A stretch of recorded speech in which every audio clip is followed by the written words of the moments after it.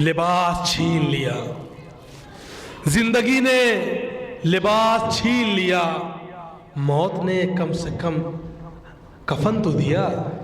زندگی نے لباس چھین لیا، موت نے کم سے کم کفن تو دیا۔ زندگی در بدر پھراتی رہی، زندگی در بدر پھراتی رہی، موت نے مستقل وطن تو دیا۔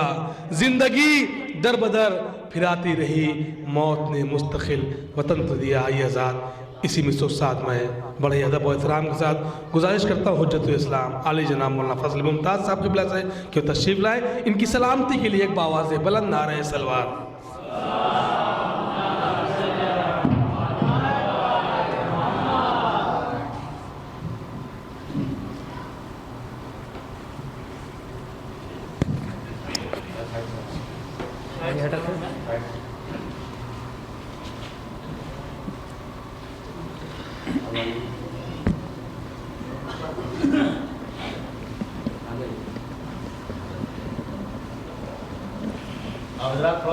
اور اوپر کلمہ سکول کے اوپر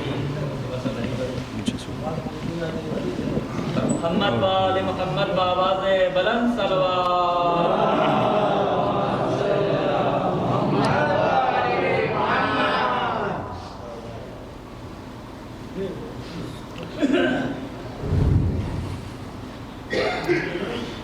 فاتحہ۔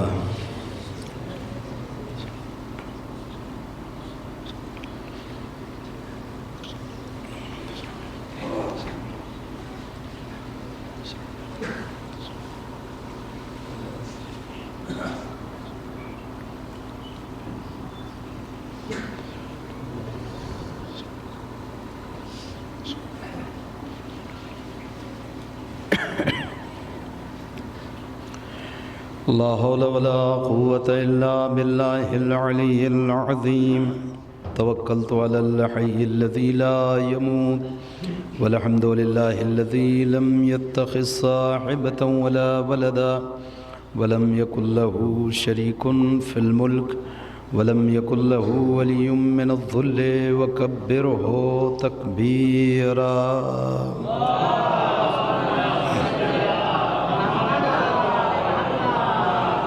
وأعوذ بالله من الشيطان اللعين الرجيم، بسم الله الرحمن الرحيم، الحمد لله رب العالمين، بارئ الخلائق أجمعين، باعث الأنبياء والمرسلين، الصلاة والسلام والتحية والإكرام على بشير النذير السراج المنير، شفيع المذنبين المخاطب بطه وياسين، الرسول المسدد والنبي المؤيد والمصطفى الأمجد، مولانا وسيدنا بالقاسم محمد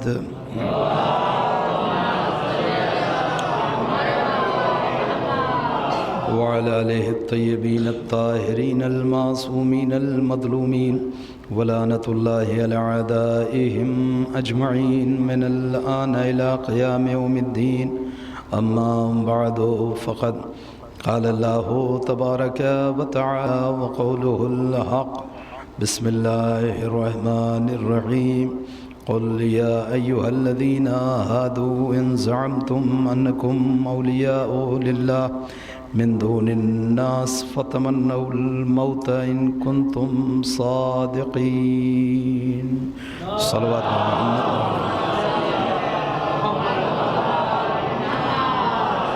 آغاز گفتگو سے قبل گزارش ہے ایک مرتبہ سورہ حمد اور 3 بار سورہ اخلاص کی تلاوت فرمائیں، اور اس کا ثواب مجیب الحسن مرحوم ابن علی حسن مرحوم کی روح کو ایصال کرتا۔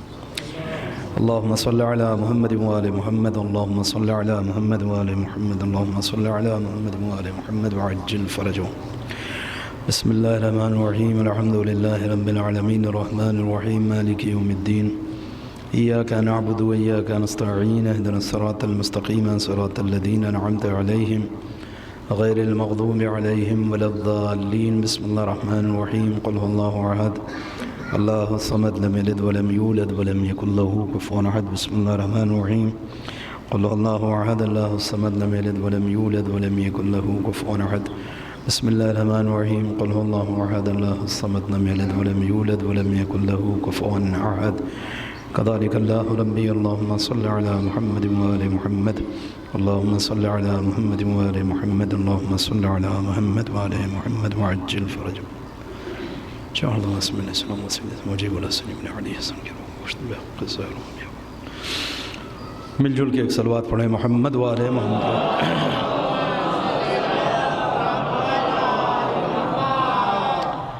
عزیزان گرامی، مجلس ایصال ثواب ہے اور بعنوان سیوم منعقد ہے. بہت سی مناسبتیں رکھتا ہے یہ دن، اور ان ساری مناسبتوں پر گفتگو ہونی چاہیے اور ہو سکتی ہے. البتہ میں خاص ایک مناسبت کا انتخاب کرتے ہوئے کچھ باتیں جلدی اپنے چھوٹے بھائیوں اور نوجوان ساتھیوں کے گوش گزار کروں گا. ظاہر ہے کہ مجلس کا عنوان جو ہے وہ موت ہے.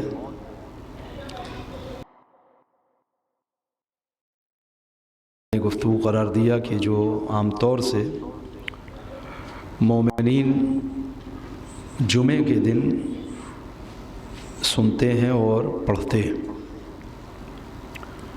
دیکھیں، انسان دو چیزوں کا مجموعہ ہے. ایک بدن ہے، جسم ہے، اور دوسرے اس کی روح ہے. ایک صلوات پڑھیں محمد وآل محمد کے بعد. تھوڑا اور کم کریں، کم کریں اس کو، جیسا تھا ویسا کریں. ایک صلوات پڑھیں محمد وآل محمد کے بعد. علیکم السلام. مومنین سے شروع ہی میں گزارش کر دیں کہ تھوڑا آگے آ جائیں. پیچھے مومنین آ رہے ہیں اور جگہ ختم ہو گئی. ایک صلوات پڑھ کے آگے تشریف لے آئیں.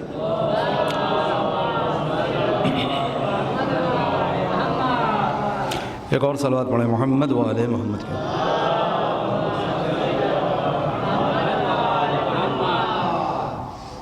دو چیزیں ہیں کہ جن کے مجموعے کو انسان کہتے ہیں. ایک ہے انسان کا ظاہری وجود یعنی بدن، جسم، اور دوسرے انسان کی روح اور انسان کا نفس. یہ دونوں چیزیں کچھ نہ کچھ تقاضے رکھتے ہیں. جسم کے بھی اپنے تقاضے ہیں اور روح انسانی کے بھی اپنے تقاضے ہیں.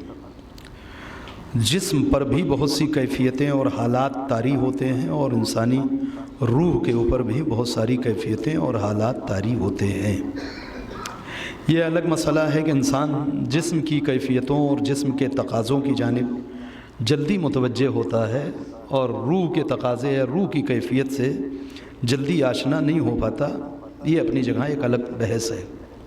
مگر یہ طے ہے کہ جیسے انسانی جسم بہت سارے تقاضے کرتا ہے انسان سے، ویسے انسانی روح بہت سارے تقاضے کرتی ہے.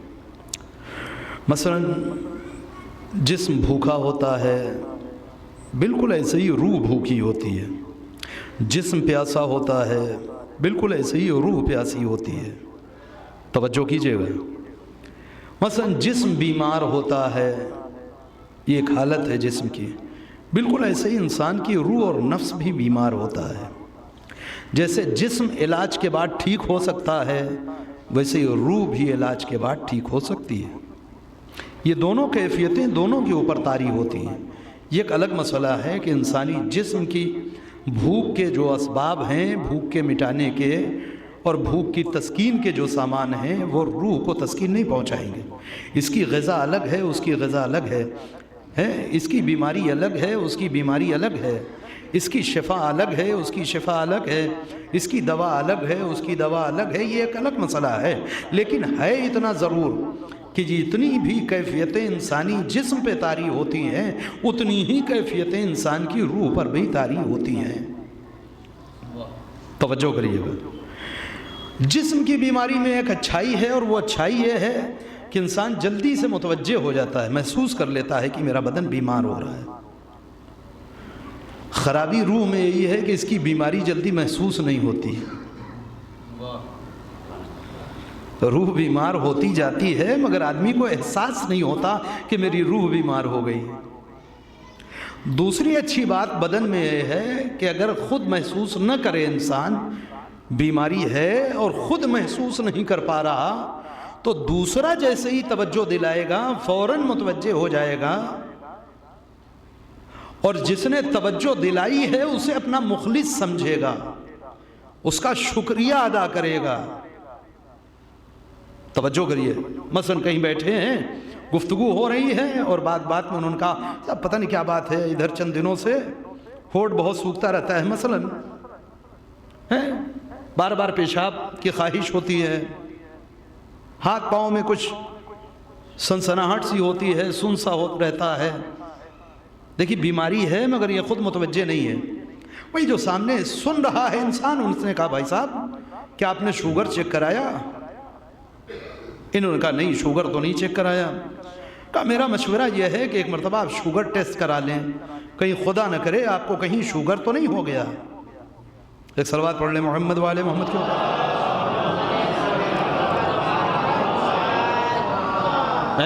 اس نے کچھ علامتیں بیان کی کہ میرے ساتھ یہ ہو رہا ہے، اور سننے والے نے کہا کہیں آپ کو شوگر تو نہیں ہے، شوگر چیک کرائیں آپ۔ انہوں نے کہا ٹھیک ہے میں شوگر چیک کراتا ہوں۔ دوسرے دن جب شوگر چیک کرایا تو پتہ چلا واقعی بہت زیادہ شوگر بڑھی ہوئی۔ اب کیا ہے، جب بھی ان صاحب سے ملاقات ہوگی جنہوں نے مشورہ دیا تھا ان کا شکریہ ادا کریں گے۔ بھائی صاحب آپ کا شکریہ، میں تو توجہ ہی نہیں دے رہا تھا، اس دن آپ نے متوجہ کیا تو میں نے چیک کرا لیا۔ آپ کا بہت بہت شکریہ کہ آپ نے مجھے مریض ہونے سے بچا لیا۔ یہ کیا ہے، انسان اگر خود متوجہ نہیں ہوتا بیماری کی طرف تو دوسرا اگر متوجہ کر دے تو متوجہ ہو جاتا ہے، اور جس نے توجہ دلائی اس کا شکریہ ادا کرتا ہے، اس کو اپنا مخلص سمجھتا ہے۔ مگر کاش یہی حالت روح کی بیماری میں بھی ہوتی۔ وہاں پہلے تو خود ہی انسان توجہ نہیں کرتا، اور اگر غلطی سے کسی اور نے توجہ دلا دی تو شکریہ تو بہت دور کا مسئلہ ہے، سلام دعا بند ہو جانے کی نوبت آ سکتی ہے۔ صلوات پڑھیں محمد والے محمد کے اوپر۔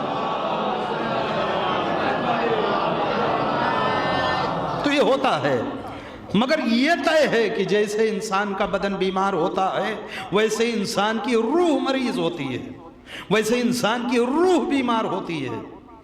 کچھ چیزیں ہیں کہ جو انسانی بدن میں بہت زیادہ عام ہو چکی ہیں بیماری کی صورت میں، ویسے انسانی نفس میں بھی کچھ بیماریاں ہیں کہ جو بہت عام ہو چکی ہیں۔ بہت توجہ کریے گا۔ مثلا وہی مثال لے لیتے ہیں، جیسے شوگر، ہر دوسرے تیسرے آدمی سے آپ پوچھیں تو اسے شوگر کی بیماری ہے نا؟ یہ بظاہر دیکھنے میں چھوٹی سی ایک بیماری ہے مگر اصل میں ام الامراض ہے، یعنی یہ اگر پیدا ہو گئی تو بہت ساری بیماریاں خود بخود پیدا ہو جائیں گی۔ آپ پوچھیں ڈاکٹروں سے ملے، بظاہر دیکھنے میں کیا شوگر ہے، لیکن یہ شوگر اگر ہو گئی تو آنکھ کی روشنی جائے گی، کڈنی خراب ہوگی، لیور کے اوپر اثر پڑے گا، یادداشت کمزور ہوگی، سماعت کے اوپر اثر آئے گا۔ یہ سب دھیرے دھیرے یہ اتنی بیماریاں کیوں پیدا ہو گئی؟ کیونکہ ایک بیماری آ گئی تھی، اس کا نام تھا شوگر۔ بالکل ایسے ہی انسانی روح میں بھی ایک بیماری ہے کہ جب وہ بیماری پیدا ہوتی ہے تو بہت ساری بیماریاں خود بخود پیدا ہونا شروع ہو جاتی ہیں، اور بالکل ایسے ہی عام بیماری ہے جیسے شوگر عام ہے، یعنی ہر دوسرے تیسرے آدمی کو اگر آپ پوچھیں گے تو کہے گا ہاں مجھے شوگر ہے۔ ویسے ہی ایک بیماری ہے انسانی نفس میں۔ یہ کون سی بیماری ہو سکتی ہے؟ سوچیں آپ، کون سی بیماری ہو سکتی ہے؟ روح کی بیماریاں ہیں کیا پہلے یہ سمجھ میں آئے؟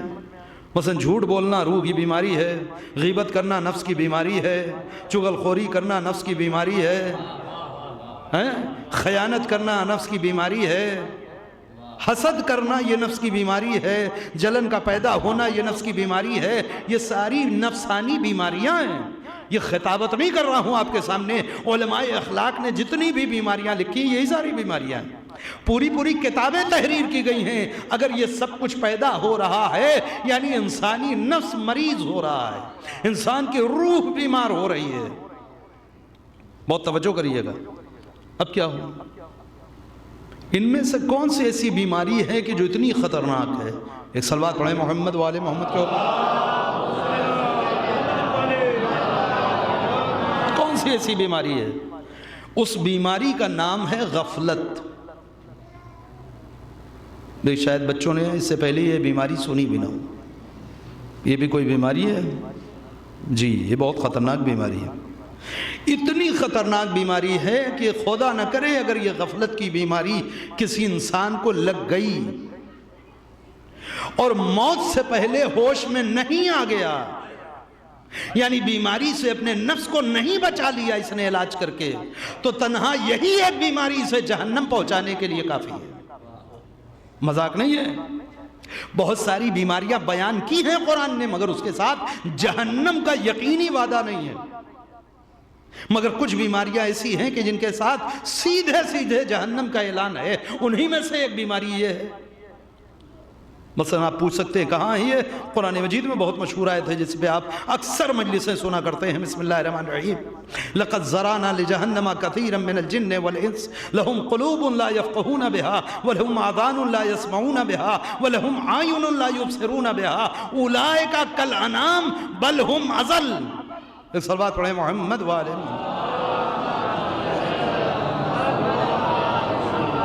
ایک اور صلوات پڑھیں محمد والے محمد.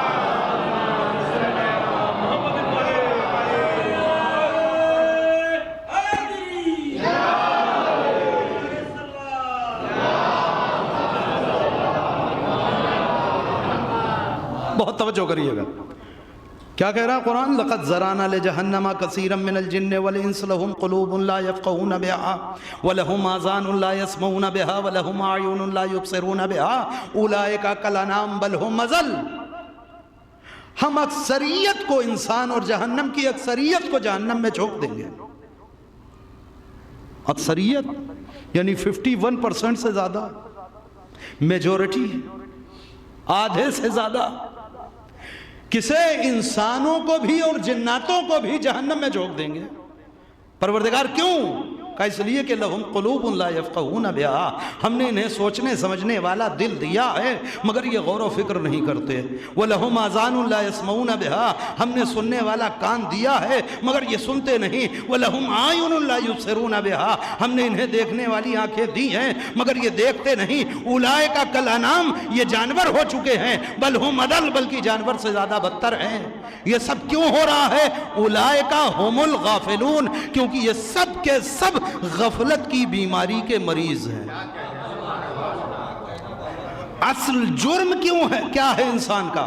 یعنی یہ منزل کب آتی ہے کہ جب انسان کے پاس آنکھیں ہیں مگر انسان دیکھتا نہیں، جب انسان کے پاس کان ہے مگر انسان سنتا نہیں، جب انسان کے پاس دل ہے مگر صحیح اور غلط میں تمیز نہیں کر پاتا. یہ کیفیت پیدا کب ہوتی ہے؟ کہ یہ تب پیدا ہوتی ہے جب انسان غافل ہوتا ہے. توجہ کریے. تو اس غفلت کی بنیاد پر نتیجہ کیا ہے؟ لقد ذرانا لجہنم، ہم انہیں جہنم کا نوالا بنا دیں گے، انہیں جہنم میں جھونک دیں گے. یہ سب کچھ رکھنے کے باوجود غافلوں والی زندگی گزار رہے ہیں. صلوات پڑھیں محمد والے محمد. کیوں؟ بہت توجہ کریے گا. دیدو وقت کے دامن میں بالکل گنجائش نہیں ہے اور میرے سامنے بالکل دائرے کی بیریئر لگا ہوا ہے. کچھ بھی کر لیں اذان سے آگے نہیں جا سکتے. تو مجھے اس سے پہلے اپنی گفتگو کو تمام کرنا ہے. میں عرض ہی کر رہا تھا کہ جیسے انسانی جسم بہت ساری بیماریاں پیدا ہوتی ہے اس کے اندر، ویسے انسانی نفس میں بھی بہت سی بیماریاں آتی ہیں. مگر ایسا ہے کہ جیسے انسانی جسم کی بہت ساری بیماریاں علاج کے بعد ٹھیک ہو سکتی ہیں، ویسے نفسانی بیماریاں بھی علاج کے بعد ٹھیک ہو سکتی ہیں. انہی بیماریوں میں ایک بیماری ہے کہ جس پہ اکثر لوگ شکار ہیں اس کا. کون سی بیماری؟ غفلت کی بیماری، غافل ہونا. اب بہت ساری مثالیں ہیں مگر میں ان سب کو دے نہیں سکتا کیونکہ مجھے بہرحال 12 سے پہلے ممبر سے نیچے آنا ہے. میں ایک صرف بحث ہے کہ جو چھیڑ رہا ہوں آپ کے سامنے. تو یہ طے ہے کہ اگر انسان غافل ہے تو اپنا ٹھکانہ جہنم میں سمجھ لے. غافل آدمی کیسے ہوتا ہے؟ یہ کب ہوتا ہے کہ جب انسان کے پاس آنکھ ہے، دیکھتا نہیں، کان ہے، سنتا نہیں، دل ہے، سمجھتا نہیں. ایسا آدمی دیکھا ہے آپ نے کہیں دیکھا آپ کو؟ محلے میں، پڑوس میں، رشتہ داروں میں، انجمن میں، گاؤں میں، شہر میں کوئی آدمی ایسا دیکھا جو قرآن کہہ رہا ہے کہ ایسا بھی ہوتا ہے؟ نہیں دیکھا نا. اس لیے کہ الحمدللہ ہم لوگ تو ہیں نہیں اس میں. لیکن نفس کی بیماری کی یہ خاصیت ہے، میں پہلے عرض کر چکا کہ آدمی جلدی اپنی بیماری خود پکڑ پتہ نہیں. دوسرے میں اتنی ہمت نہیں کہ کہے کہ آپ بیمار ہیں. ہے نا؟ بخار تو ہر آدمی بتا دے گا کہ آپ کو بخار ہے، آپ علاج کریں. کوئی اور بیماری ہے تو ہر آدمی مشورہ دے گا کہ آپ علاج کریں، بیمار ہیں. مگر روح کی بیماری آدمی جان بھی جائے گا تو کبھی مشورہ نہیں دے گا. اور خود آدمی محسوس کر لے اتنا عالی ظرف انسان ہے نہیں، تب ہو گیا. ہم نے آج تک دیکھا ایسا آدمی کہاں؟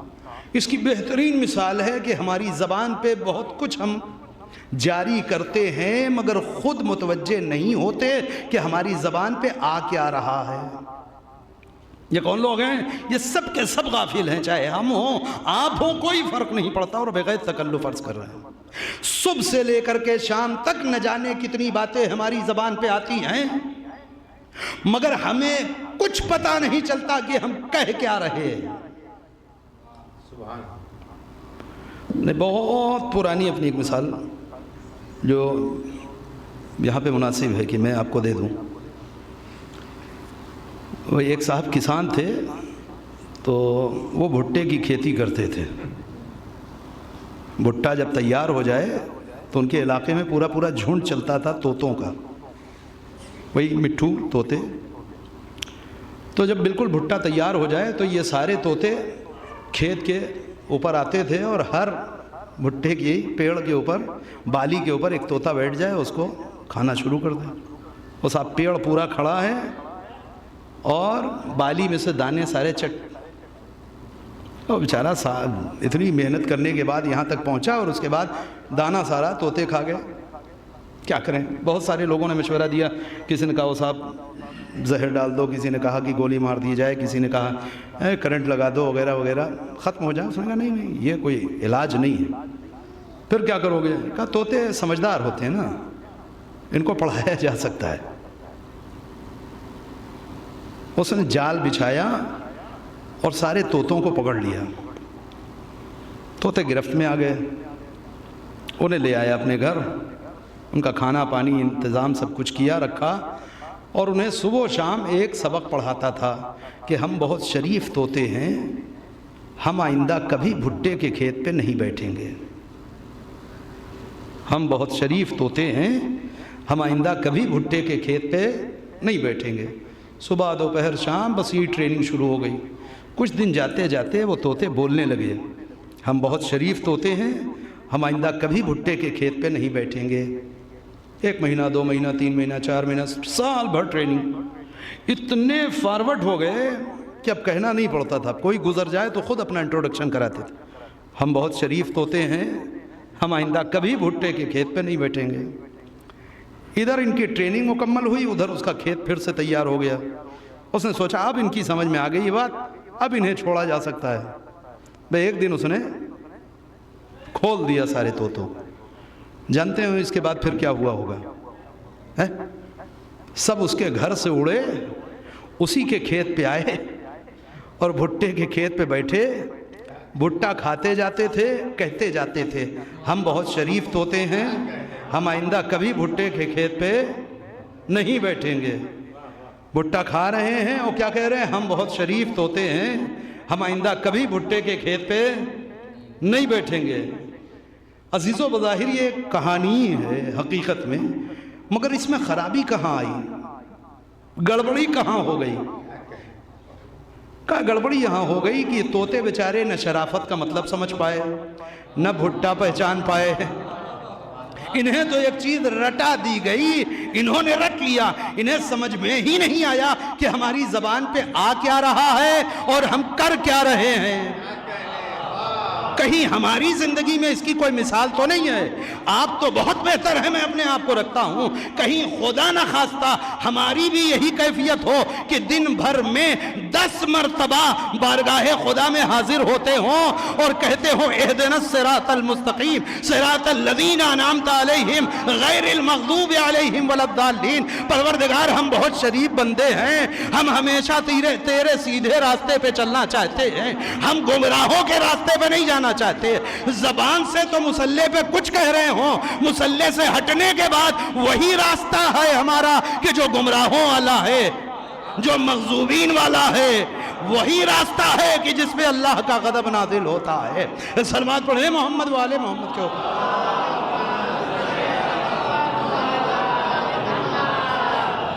اس لیے کہ مشکل یہ ہے کہ جیسے طوطے نہیں جانتے تھے کہ بھٹا ہوتا کیا ہے، ویسے ہی ہم بھی تو نہیں جانتے کہ مغضوب ہیں کون، ضالین ہے کیا، کون لوگ ہیں کہ جو ضالین ہیں، کون لوگ ہیں کہ جن کے راستے کو گمراہوں کا راستہ کہا جاتا ہے، نہیں معلوم۔ تو ہم کہہ سکتے ہیں زبان سے کچھ، کر سکتے ہیں کچھ، یہ خطرہ برقرار ہے، یہ ہے غفلت۔ ٹھیک، اس کی جیتی جاگتی مثال سنیں، مجلس ختم کر دوں، ایک صلوات پڑھیں محمد والے محمد کے اوپر۔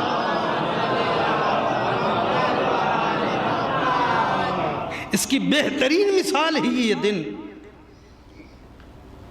یعنی جمعے کا دن، بہت توجہ کریے گا۔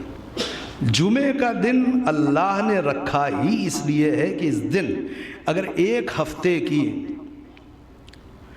بے دینی نے کسی انسان کے روح میں، کسی کے نفس میں غفلت کی بیماری پیدا کر دی ہے تو یہ جمعے کے دن خطیب اسے جھنجھوڑ کے غفلت کی بیماری سے چوکائے۔ بہت توجہ کیجئے گا، یہ ہفتے میں ایک دن جسے سید الایام کہتے ہیں یہ رکھا ہی اس لیے گیا ہے کہ اس دن اگر کوئی مصلی عبادت تک آ گیا کہ آنا ہی ہے تو اب اس کے بعد جب یہ مسجد سے نکلے گا تو غافل نہیں رہے گا۔ کیسے؟ ایک صلوات بر محمد والے محمد کے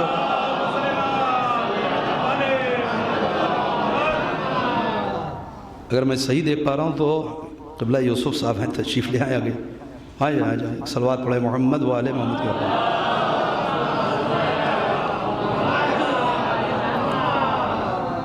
چنانچہ قرآن مجید کی جس آیہ کریمہ کو آپ کے سامنے عنوان قرار دیا ہے، ارشاد رب العزت ہے، بسم اللہ الرحمن الرحیم، قل، اے میرے پیغمبر آپ کہہ دیجئے، بس جلدی 2-3 آیتوں کا ترجمہ، تھوڑا سا نتیجہ مجلس تمام۔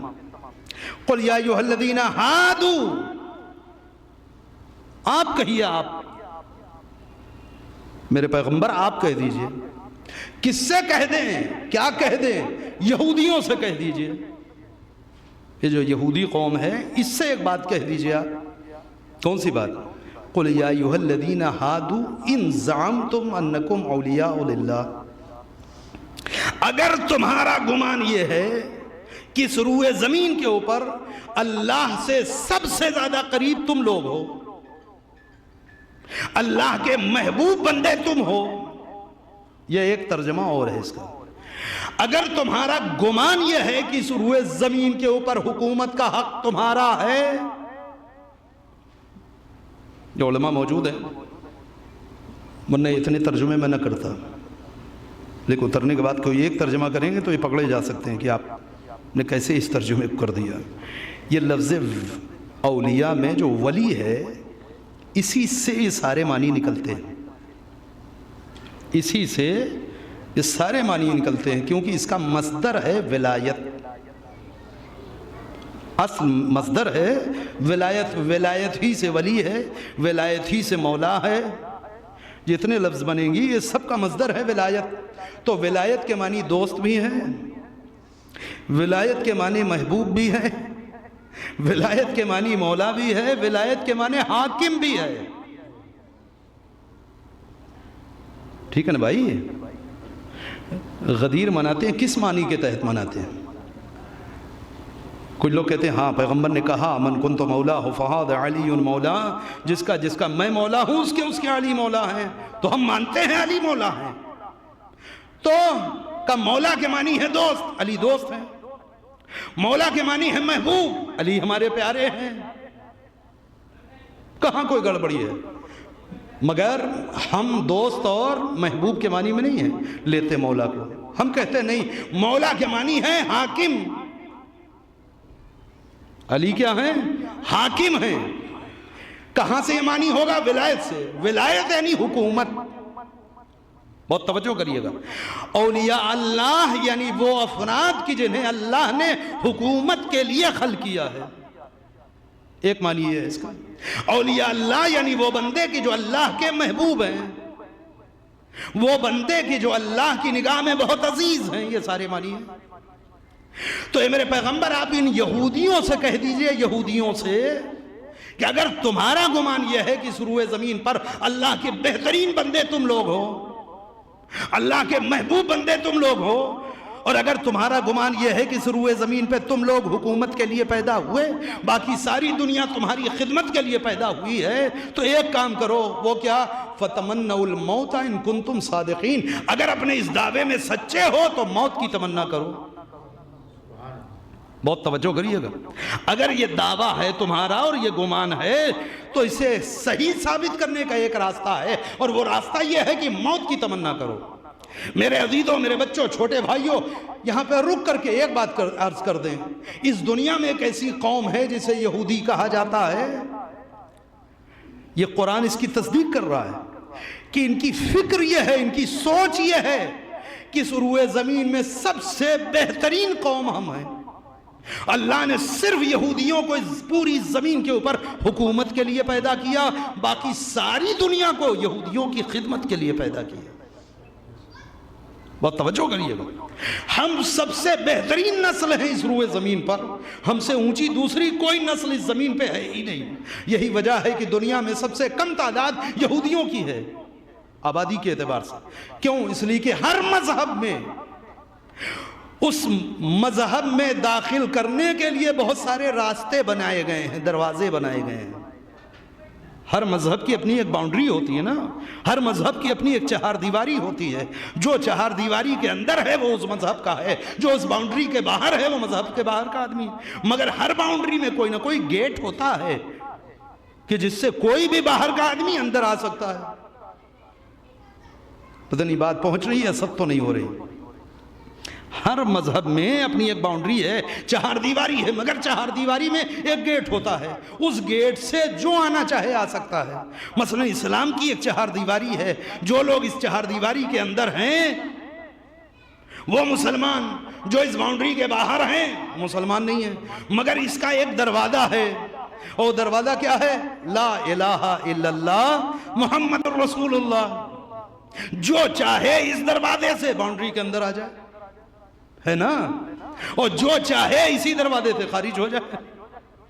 تو ہر مذہب میں دروازہ ہے، عیسائیوں کی باؤنڈری ہے، اس میں دروازہ ہے، صبح سے شام تک وہ کوشش کرتے ہیں، جو لوگ باؤنڈری کے باہر ہیں انہیں اپنے اعتبار سے ان کا ایمان تبدیل کر کے وہ عیسائی بنا رہے ہیں۔ دنیا میں بہت سارے لوگ ہیں جو مسلمان ہو جاتے ہیں، یا جس مذہب میں، جس ملک میں ہم رہتے ہیں یہاں کا ایک مذہب ہے، بہت سارے لوگ ہیں کہ جو اسلام چھوڑ کے اس مذہب میں داخل ہو جاتے ہیں، ہو رہے ہیں۔ تو ایک راستہ ہوتا ہے کہ جس سے کوئی بھی آدمی اس مذہب کا حصہ بن جائے، مگر یہ یہودی ایک ایسا مذہب ہے، یہودیزم، یہودیت، کہ اس میں کوئی کھڑکی دروازہ ہے ہی نہیں، یعنی باہر کا کوئی آدمی کچھ بھی کر لے یہودی نہیں بن سکتا۔ کوئی کلمہ ایسا نہیں ہے، کوئی لفظ ایسا نہیں ہے، کوئی جملہ ایسا نہیں ہے، کوئی توریت کا فکرہ ایسا نہیں ہے کہ جو پڑھ کے کوئی آدمی دنیا میں یہودی بن جائے۔ کیوں؟ یہی خباثت ذہن کی، کہتے ہیں نا، کوئی آدمی اتنا بلند ہے ہی نہیں کہ وہ چند فقرے زبان پہ جاری کر کے یہودی بن جائے، پھر یہودی نسلاً بعد نسلاً اللہ ہی پیدا کرے گا۔ دیکھ رہے ہیں، اسی وجہ سے دنیا میں سب سے مختصر تعداد ان کی ہے۔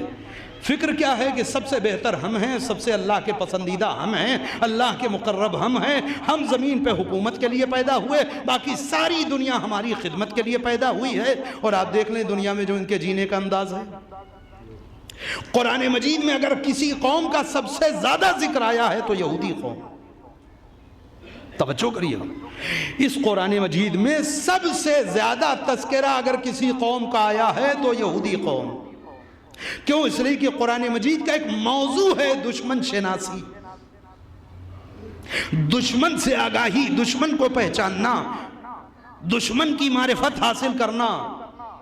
یہ کب ہوتا ہے؟ جب انسان غافل ہوتا ہے، نہ دوست کو پہچانتا ہے نہ دشمن کو پہچانتا ہے۔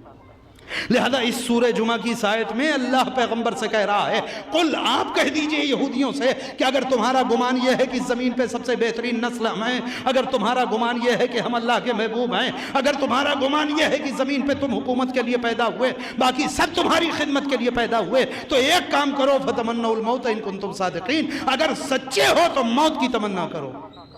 قرآن ہے عزیز و قرآن، توجہ کریے گا، مجلس نتیجے تک بات ختم ہو رہی ہے۔ پھر انتظار کیا خدا نے؟ کوئی انتظار نہیں کیا کہ یہودی جواب دے اس کا کچھ، خود اس کے بعد کہتا ہے وَلَا يَتَمَنَّوْنَهُ أَبَدًا۔ اے میرے پیغمبر، ہم آپ کو بتاتے ہیں یہ ایک ایسی قوم ہے جو ہرگز موت کی تمنا نہیں کر سکتی۔ کون سی قوم؟ یہودی قوم، یعنی یہ موت کا مقابلہ کبھی نہیں کرے گی۔ اور ایسا نہیں کہ 1400 سال پہلے کے یہودیوں کی بات ہو رہی ہے، جب ان کے پاس ایٹمی اسلحہ نہیں تھا، جب ان کے پاس بڑی بڑی میزائلیں نہیں تھی، نا وَلَا يَتَمَنَّوْنَهُ أَبَدًا۔ قیامت تک یہ قوم اتنی بزدل ہے کہ یہ کبھی موت کا سامنا نہیں کرے گی۔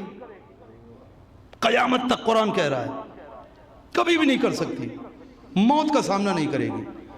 ٹھیک، اس کے بعد کی آیت میں پھر فوراً کہتا ہے قل، آپ کہہ دیجئے ان الموت الذی تفرون منہ فانہ ملاقیکم، آپ کہیے ان یہودیوں سے کہ جس موت کو دیکھ کے تم لوگ فرار کرتے ہو وہ ایک دن تم سے ملاقات ضرور کرے گی۔ کتنی باتیں کہیں جلدی جلدی، میں نے صرف اتنا ٹکڑا لیا کہ جو ہمارے موضوع کے مطابق تھا۔ یہودی وہ قوم ہے کہ جو اپنے آپ کو سپیریئر سمجھتی ہے، تم لوگوں کو ہلکا اور کمزور سمجھتی ہے۔ توجہ کریے گا، یہ وہ قوم ہے کہ جو سمجھتی ہے کہ اس زمین پہ حکومت کا حق میرا ہے، باقی ساری دنیا کے لوگ ہمارے غلام اور کنیز ہیں، ہماری خدمت کے لیے اللہ نے پیدا کیے ہیں۔ ایسی قوم، مگر اس کی کمزوری ہم تمہیں بتا دیں، یہ کچھ بھی ہو جائے موت سے گھبرانے والی قوم ہے۔ قرآن ہے عزیزو، یہ بزدل قوم ہے، یہ موت کا مقابلہ نہیں کر سکتی، یہ موت کا سامنا نہیں کر سکتی۔ یہ وہ قوم ہے کہ جو موت کو دیکھ کے فرار کرتی ہے۔ یہ ساری نشانیاں کون بتا رہا ہے؟ حدیث؟ جی نہیں، قرآن مجید بتا رہا ہے۔ یہ بزدل قوم ہے مسلمانوں، مانو، یہ دور سے بم پھینک سکتے ہیں، یہ نہتے مسلمانوں کے اوپر بمباری کر سکتے ہیں، یہ ہاسپٹل پہ بم گرا سکتے ہیں، یہ اسکول و کالج کو تباہ کر سکتے ہیں، یہ مرد میدان ہو کر کے آمنے سامنے لڑ نہیں سکتے۔ قرآن کہہ رہا ہے۔ اچھا مزے کی بات، یہ ساری آیتیں کہاں رکھی؟ مجلس ختم ہو گئی۔ یہ ساری آیتیں کہاں رکھی؟ سورہ جمعہ میں۔ ہم سے کیا کہا؟ یا ایھا الذین آمنوا اذا نودی للصلاۃ من یوم الجمعہ فاسعوا الی ذکر اللہ وذروا البیع۔ وہی دین جو کہہ رہا تھا تجارت سب سے بہترین عبادت، وہی دین جو کہہ رہا تھا رزق حلال کو کمانا بہترین ثواب، وہی دین کہہ رہا جمعے کے دن جب نماز کے لیے بلایا جائے تو تجارت چھوڑ دو، دکان چھوڑ دو، کاروبار چھوڑ دو، دوڑو آؤ ذکر الہی کے لیے۔ ہم نے شٹر گرا دیا، ہم نے دکان بند کر دی، ہم نے کاروبار چھوڑا، کیوں؟ جمعے کے دن بلایا گیا، اذان دی گئی، آئے مسجد میں آ کر کے کھڑے ہو گئے، کھڑے ہوئے تو نیت کی، نماز کی، مولوی صاحب نے پڑھنا شروع کیا، قل یا ایھا الذین ھادوا ان زعمتم انکم اولیاء للہ من دون الناس فتمنوا الموت ان کنتم صادقین ولا یتمنونہ ابدا بما قدمت ایدیہم واللہ علیم بالظالمین قل ان الموت الذی تفرون منہ فانہ ملاقیکم ثم تردون الی عالم الغیب والشہادہ۔ ایک کے بعد ایک کہ اس دنیا میں ایک بزدل قوم ہے، وہ یہودی قوم ہے، یہ موت کا سامنا نہیں کرتی، یہ موت کو دیکھ کے فرار اختیار کرتی ہے۔ یہ پورا سبق ہمیں پڑھا دیا گیا، ہم نے سبق پڑھ لیا، بات ختم ہو گئی، چلے گئے، پھر دکان کا شٹر کھل گیا، پھر ہم دکان پہ بیٹھے ہیں۔ اگلے ہفتے پھر آواز دی گئی کہ دیکھو جمعے کے لیے بلایا جا رہا ہے، دکان چھوڑو، کاروبار چھوڑو، آؤ عبادت کے لیے۔ پھر ہم نے سب کچھ چھوڑا، پھر آ کے کھڑے ہوئے، پھر مولوی صاحب نے بتانا شروع کیا کہ زمین پہ ایک بزدل قوم رہتی ہے، وہ یہودی قوم ہے، یہ موت کو دیکھ کے فرار کرتی ہے، یہ موت کا مقابلہ نہیں کرتی۔ 2 جمعہ، 3 جمعہ، 4 جمعہ، مہینے بھر ہر جمعے کو آ رہے ہیں اور مولوی صاحب ایک سبق پڑھا رہے ہیں کہ اس دنیا میں ایک بزدل قوم ہے، اس دنیا میں ایک ایسی قوم ہے جو موت کو دیکھ کے فرار کرتی ہے۔ آخر خدا 1400 برس سے مسلمانوں کو کاروبار چھوڑا کے، دکان سے اٹھا کے، بزنس سے اٹھا کے ایک سبق پڑھا رہا ہے کہ اگر اتنی بات سمجھ میں آ جائے کہ یہودی بزدل ہیں، تم مضبوط ہو۔ اور توجہ کریے گا، ارے جانے دیں، آج جمعہ ہے نا، آج سعودی میں بھی جمعہ ہوگا، یو اے ای میں بھی جمعہ ہوگا، قطر میں بھی جمعہ ہوگا، بحرین میں بھی جمعہ ہوگا، نہیں سیریا میں بھی جمعہ ہوگا، ایس ٹی ایس والے بھی جمعہ پڑھیں گے تو کیا کہیں گے؟ یہ سارے لوگ جمعہ پڑھیں گے۔ اچھا یہ دیکھیے، ہفتے بھر کوئی نماز یاد آئے یا نہ آئے، یہ وہ قوم ہے جمعہ ضرور پڑھتی ہے۔ जुमा जरूर पढ़ती है और जुमे में एक ही सबक खुदा पढ़ाता है कि यहूदी बुज़दिल हैं। मुझे नहीं मालूम कि आज जब सऊदी में लोग जुमा पढ़ेंगे और जब इस आयत पे पहुंचेंगे कि यहूदी बुज़दिल हैं, यहूदी डरपोक हैं, ये मौत को देख के फरार करते हैं, मगर इसके बावजूद हालत ये है किसी में इतनी हिम्मत नहीं है। बहुत तवज्जो करिए, ये हो क्या रहा है? क्या ये वो लोग हैं कि जिनके पास दिल है समझते नहीं, आंखें हैं देखते नहीं, कान है सुनते नहीं? उलाइका हुमुल गाफिलून, ये सब के सब गाफिल हैं, और जब गाफिल हैं तो इनका ठिकाना जहन्नम के अलावा कुछ नहीं। सलवात पर मोहम्मद वाले मोहम्मद।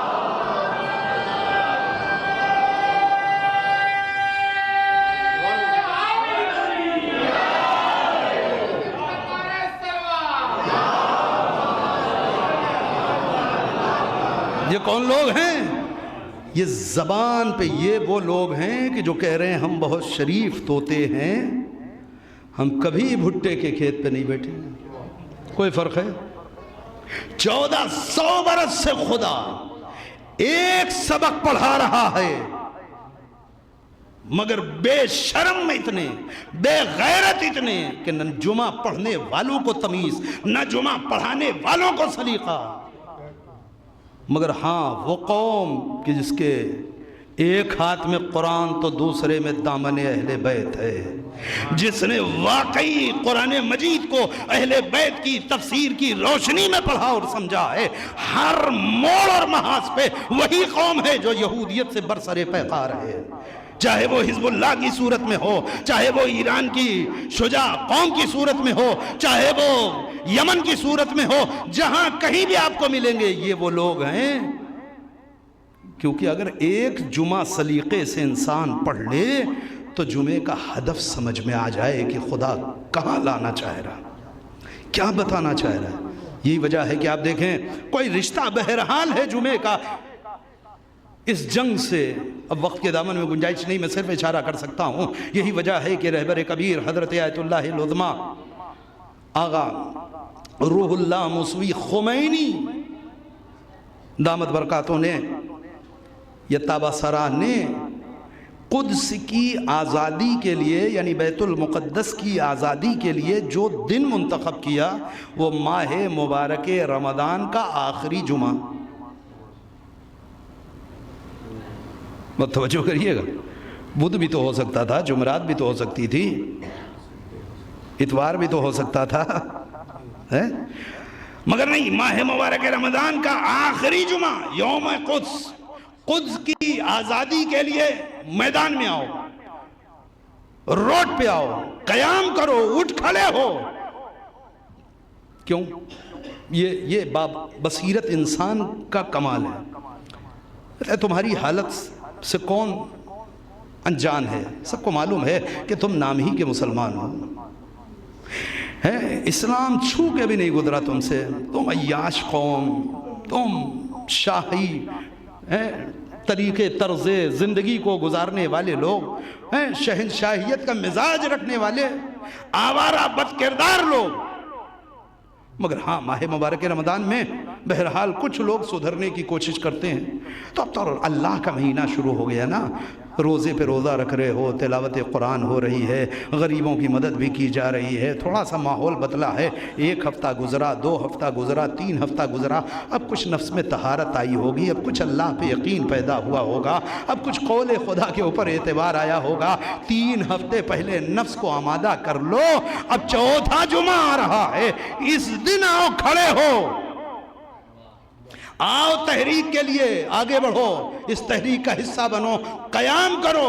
मगर देख कितने लोग उठते हैं। ये वो लोग हैं कि जो हर जुमे को ये पढ़ते हैं कि हम मजबूत हैं, यहूदी कमज़ोर हैं। इन मजबूत लोगों की आंखों के सामने सुबह शाम मुसलमान मारे जा रहे हैं, किसी एक मुसलमान को गैरत नहीं आती। ख़त्म कर दी गुफ्तगू अज़ीज़ों। मगर कोई रिश्ता ऐसा है इस जुमे के दिन का, इस कुद्स की आज़ादी से कोई एक ऐसा राबता है, और भी इसकी खुसूसियत है। क्यों? इसलिए कि जो फाइनल वार होगी इस दुनिया में वो दिन भी जुमे का दिन होगा। ख़त्म गुफ्तगू अज़ीज़। وہ بھی دن جمعے کا دن ہوگا. کون سا جمعے کا دن؟ یہ وہ دن ہوگا کہ جب ظہور قائم آل محمد کا دن ہے. سب سے بڑی جنگ جو ہونی ہے امام کی، وہ جس قوم سے ہونی ہے وہ یہودی قوم ہے. توجہ کریے، پوری ذمہ داری سے عرض کر رہا ہوں. وہ عیسائی قوم نہیں ہے، وہ یہودی قوم ہے. جمعے کا دن یعنی اپنے زمانے کے امام کی آمد کا انتظار، اور واقعاً انتظار. وہ انتظار نہیں کہ جو ہم لوگ کرتے ہیں. وہ کہتے ہیں ہم منتظر ہیں، ہم اپنے امام کا انتظار کریں. انتظار کر رہے ہیں، اسے انتظار کہتے ہیں. کسی عورت کا، کسی خاتون کا بیٹا جو اسکول سے ٹھیک 1 بجے گھر واپس آتا ہے، کسی دن 1:30 بجے تک یا 2 بجے تک گھر نہ پہنچے، اس عورت کو جا کے دیکھیں تو سمجھ میں آئے گا انتظار کہتے کسے. جس کا بیٹا 1 گھنٹہ لیٹ ہو جائے، اس کی کیفیت دیکھیں، سمجھ میں آئے گا انتظار کسے کہتے ہیں. 2 گھنٹہ لیٹ ہو جائے، 3 گھنٹہ لیٹ ہو جائے، بہت توجہ کریے گا عزیزو. ہم انتظار کریں یا نہ کریں، وہ خود جو غیب کے پردے میں ہے وہ خود انتظار کر رہا ہے اپنے ظہور کا. اس لیے وہ امام منتظر بھی ہے، امام منتظر بھی ہے. یعنی اس کا بھی لوگ انتظار کر رہے ہیں، وہ بھی انتظار کر رہا ہے ظہور کا. وہ کیوں انتظار کر رہا ہے؟ کیونکہ بہت بہت بہت سی آوازیں ہیں کہ جو اسے، بہت سے مظلوم ہیں کہ جو اسے آواز دے رہے ہیں، بہت سی ذمہ داریاں ہیں کہ جو اس کے کاندھے کے اوپر ہیں. ان میں سے ایک ذمہ داری وہ ہے کہ جو روز جمعہ، آج جمعے کا دن ہے، روز جمعہ مومنین پڑھتے ہیں. کون سی چیز؟ دعائے ندبہ. دعائے ندبہ یعنی وہ دعا کہ جس کو پڑھنے والا چیخ چیخ کے روئے. ندبہ یعنی چیخ کے رونا.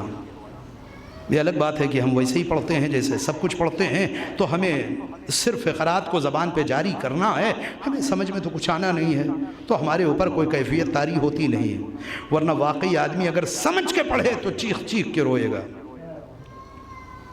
ابھی ہم نے اس درد کو محسوس ہی نہیں کیا کہ جو اپنے زمانے کے امام سے مفارقت کی بنیاد پر پیدا ہو سکتا ہے. جو درد ختم گفتگو عزیزو. اس کو پڑھتے پڑھتے ایک جملہ ہم پڑھتے ہیں، این الطالب بدم المقتول بکربلا. اے کربلا والوں کے خون کا بدلہ لینے والے امام کہاں ہیں آپ؟ ہے نا؟ یعنی خون کا قصاص اس کی گردن پہ ہے. مجلس تمام ہو گئی عزیزو. ایک مومن کے اصال ثواب کی مجلس ہے، ایک مرد مومن کے اصال ثواب میں سیوم کے عنوان پہ مجلس منعقد ہے. 2-4 فقرے اور مجلس تمام. وہ خون کی جس کا قصاص ابھی لیا نہیں گیا، وہ خون کے جو ابھی جس کا بدلہ لیا نہیں گیا، اور وہ ایک خون نہیں ہے. اگر یہ دعائے ندبہ آپ کربلا کی فضا میں جا کر کے پڑھیں اور بین الحرمین کھڑے ہو جائیں اور جمعے کا دن ہو، تو آپ کو یہ لگے گا کہ چاروں طرف سے آوازیں آ رہی ہیں. کہیں سے کوئی 18 برس کا پکار رہا ہے، این الطالب بدم المقتول بکربلا. کہیں 11 برس کا کوئی بچہ آواز دے رہا ہے، اے ہمارے خون کا بدلہ لینے والے کہاں ہیں آپ. کہیں سے 6 ماہ کا ایک بچہ آواز دے رہا ہے، ہمارے خون کا بدلہ لینے والے کہاں ہیں آپ. نہیں، کہیں 57 برس کا امام وقت آواز دے رہا ہے، ہمارے خون کا بدلہ لینے والے کہاں ہیں آپ. جسے اتنی آوازیں پکار رہی ہوں، جسے اتنے لوگ آواز دے رہے ہوں، وہ بھلا غیبت کے پردے میں ہو تو کیسے سکون سے ہو. مجلس تمام عزیزو. کون حسین؟ کس کے خون کا بدلہ لینا ہے؟ وہ حسین کہ جو وقت آخر تک چاہتا رہا کہ لوگ اس کے قتل سے باز آ جائیں، کیوں ابدی جہنم سے بچ جائیں. مگر اس کے باوجود دشمن نے تانوں پہ تانے دینا شروع کیا. حسین ابن علی ساری قربانیوں کے بعد در خیمہ پہ آئے. مجلس تمام ہے عزیزو. آ کر کے ایک ایک کو سلام کیا، بیویوں کو خدا حافظ کیا. زینب گلے میں باہیں ڈال دیتی ہیں، بھیا حسین آپ کو نہ جانے دوں گی، کس کے سہارے چھوڑ کے جا رہے ہیں. امام نے سمجھایا، زینب دیکھو آنسو نہ بہانا، ورنہ بچوں کو کون سمجھائے گا، بیویوں کو کون سمجھائے گا. زینب کو تسلی دینے کے بعد ایک جملہ کہتے ہیں، اے بہن چلو میں اپنے بیٹے سے رخصت ہو لوں. چلو اپنے لال سے رخصت ہو لیں، آگے آگے بہن، پیچھے پیچھے بھائی، زینب حسین کو لیے ہوئے سید سجاد کے سرہانے۔ بس 2 فقرے مجلس تمام مزید ہو۔ آپ نے بہت سے ایسے واقعات دیکھے ہوں گے جہاں باپ کا وقت آخر ہوتا ہے تو جوان سرہانے آتا ہے، مگر کربلا میں یہ قانون الٹ گیا، خود باپ ہی جوان کے سرہانے آیا۔ زینب نے غش سے چونکایا، اے میرے لال آنکھیں کھولو، باپ وقت رخصت آیا ہے، آخری ودا کے لیے آیا ہے۔ میں ایک مرتبہ سید سجاد نے آنکھیں کھولی، کیا دیکھا؟ سر سے پاؤں تک حسین لہو میں تر ہیں، اٹھنے کی کوشش کرتے ہیں، ایک جملہ کہتے ہیں انا اینا انمن العباس، اے پھوپھی اماں میرا چچا عباس کہاں ہے؟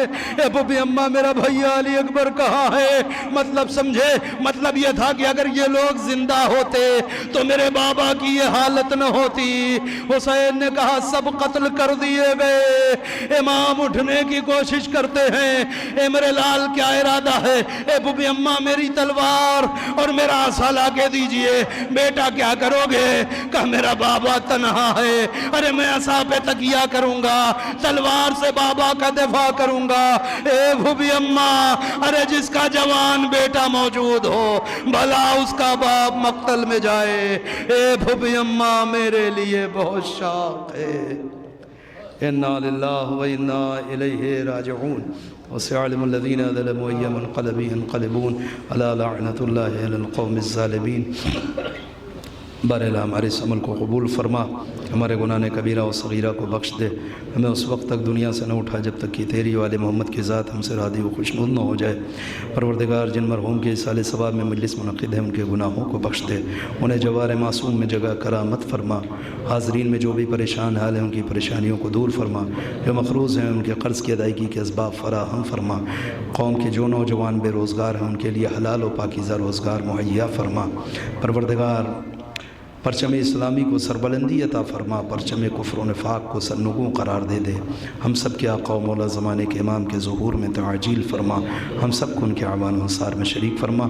ایک بار اور گزارش ہے سورہ حمد اور 3 بار سورہ اخلاص کی تلاوت فرمائیں اور اس کا ثواب مجیب الحسن مرحوم ابن علی حسن مرحوم کی روح کو ایصال کر دو۔